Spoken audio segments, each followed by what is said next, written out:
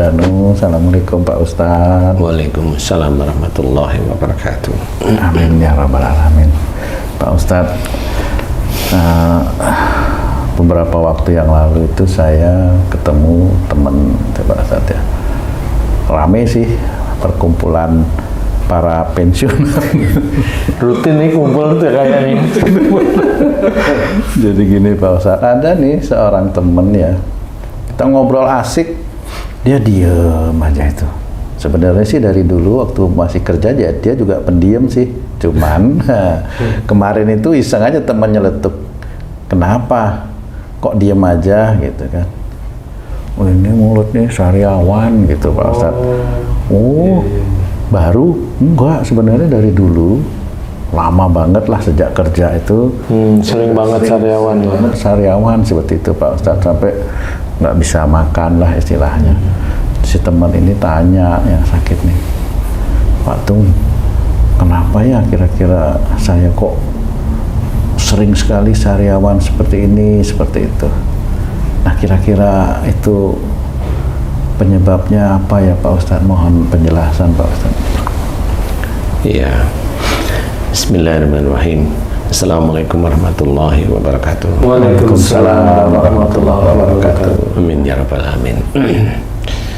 Memang banyak dari teman-teman Islam itu kalau diberi pengetahuan tentang masalah kesehatan, sakit dengan akhlak itu banyak yang nggak percaya. Padahal umpamanya salah satu firman Allah Ta'ala itu mengatakan lintalahum, lemah lembut kepada mereka. Itu kan akhlak ya. Perbuatan yang disuruh oleh Allah Ta'ala, diperintahkan sebenarnya. Nah, orang Islam nggak paham bahwa dampak dari seseorang lemah lembut itu apa, dampak seseorang yang berkata kasar apa, itu banyak yang nggak tahu karena memang nggak mau berpikir. Nah, saya akan bercerita.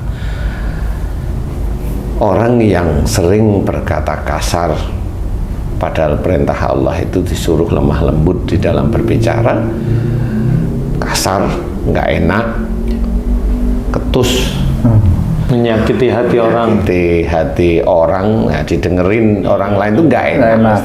Ya, orang dengar aja udah nggak enak. Nah,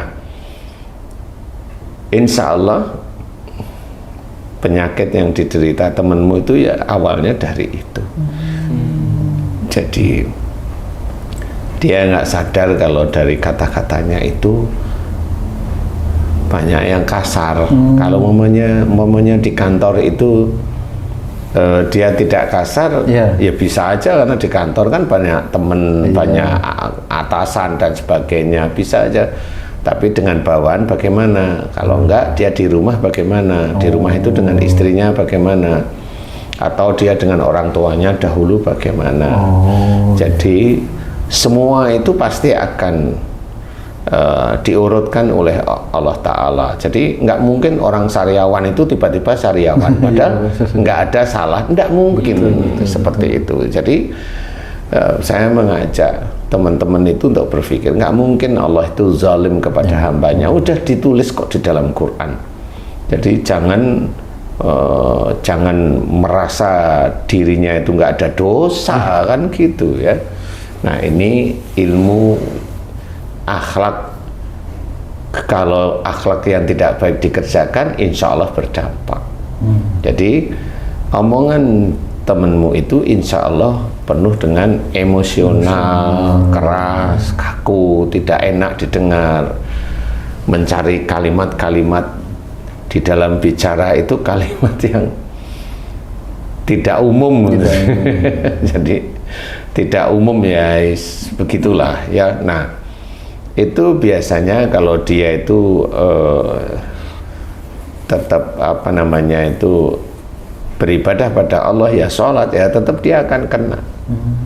Dia akan kena. Kenapa itu dimunculkan oleh Allah Ta'ala sariawan tersebut? Ya karena itu pengingat bahwa ada lisan-lisan yang kasar yang senantiasa itu muncul dalam dia itu berbicara. Jadi makanya kita disuruh mencontoh perilaku Rasul itu seperti itu. Jadi contoh yang baik, perilaku yang baik, sehingga Rasulullah itu dikatakan seperti Al-Quran yang berjalan itu ya seperti itu.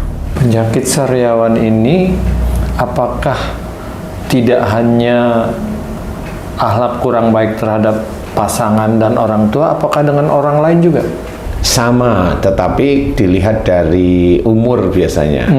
Kalau umpamanya umurnya masih muda, umpamanya di bawah 45 ya 30 umpamanya.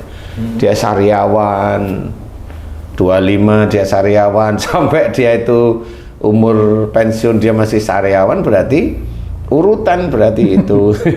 Dia dengan orang tua itu ya omongannya ketus, istilahnya omongannya ketus, nggak enak. Jadi apa namanya, sehingga orang tua itu kadang-kadang itu mau ngomong sama anaknya sendiri itu takut gitu loh, dijawab yang tidak enak seperti itu. Itu bisa satu. Kemudian yang kedua, pada saat dia nikah dengan pasangannya nggak taunya sama aja sifatnya. Kan gitu ya. Bablas berarti. Bablas dia berarti, sehingga ya itu akan dibablaskan oleh Allah Ta'ala sariawannya. Walaupun dia itu minum vitamin C sampai berbotol-botol, berpil-pil, ya nggak bisa. Itu kan baru analisa aja. Jadi yang bikin rusak mulut itu ya silat-silat yang bentukannya kata-kata itu tadi. Tajam ya. Tajam istilahnya. Jadi itu sebenarnya.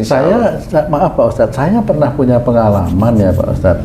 Lagi gosok gigi nih. Gesek. Tahu-tahu tak gitu. Kena di gusi. Terus sariawan Pak Ustadz. Itu bagaimana itu Pak Ustadz? Kalau sama, jadi tidak ada musibah itu yang disebabkan dari orang lain atau benda lain, itu enggak ada. Semua musibah itu dari perbuatan tanganmu sendiri. Jadi sudah dijelaskan. Apapun sebabnya ya. Apapun sebabnya itu sudah harus kita imani ayat Quran tersebut. Wa ma sabakum min musibatin fa bima kasabat aydikum. Apa saja musibah yang kau terima disebabkan dari buah tanganmu sendiri. Jadi udah nggak usah cari gara-gara sikat murahan ya, nggak bisa seperti sampai itu. Jaga-jaga gitu pelan-pelan sikat, tapi ya tetap aja kena-kena.